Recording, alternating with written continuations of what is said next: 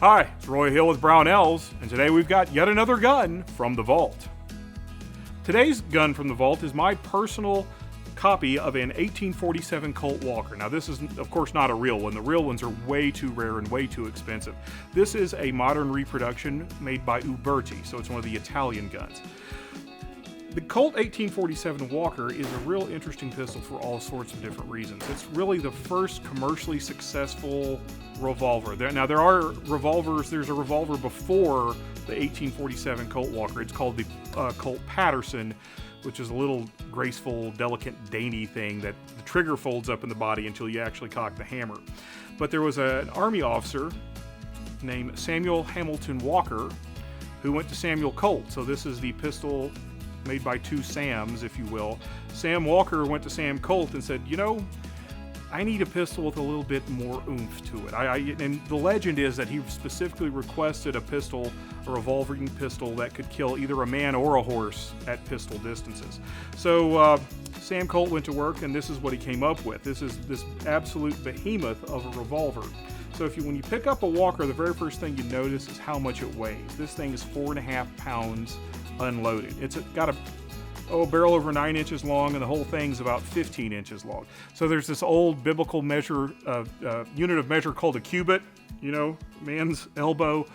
You know, that's almost a cubit in length. It's almost the length of my entire forearm up to my finger. So it's an absolutely huge honking revolver. It is a cap and ball, which means it loads from the front with loose powder and a ball. In fact, this big long pointy thing under the barrel here, this is the loading ram. And you put the pistol on half cock. Let me work on that here for a second. There we go. And the cylinder spins. So what you would do is you would pour your powder in and then seat a ball and then use this big lever to ram that ball down into the cylinder. If I can get the lever to work here. It takes a little bit of time. There we go. It takes a little bit of time to load 6 chambers in a Walker. And you've got this little spring here that holds the loading lever in place. And that was one of the early design flaws with the Walker. So it holds 6 shots. Maximum black powder charge in one of these chambers is 60 grains, which is a heck of a lot of powder. Just to put that in perspective, if you've heard of the famous Old West cartridge, the 45-70, often considered the quintessential buffalo gun, it held only 70 grains of black powder. This one holds 60 grains of black powder in each chamber, so it can put out a really large amount of force. It shoots a 44 caliber round ball. Some of the very earlier ones were issued with what were called picket bullets, which were kind of weird teardrop shaped projectiles, which caused some problems because of the metallurgy in the early 1800s. Soldiers tended to put sometimes the picket bullets in backwards, which would cause this thing to explode in their hands, which is kind of bad if you've got 60 grains of black powder in 6 different chambers and one of these blows up in your hand.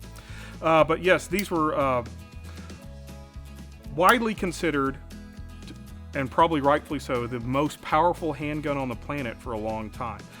Samuel Walker, in the Mexican War, he unfortunately was killed in the Mexican War, and legend has it he had a pair of these with him when he was killed in battle.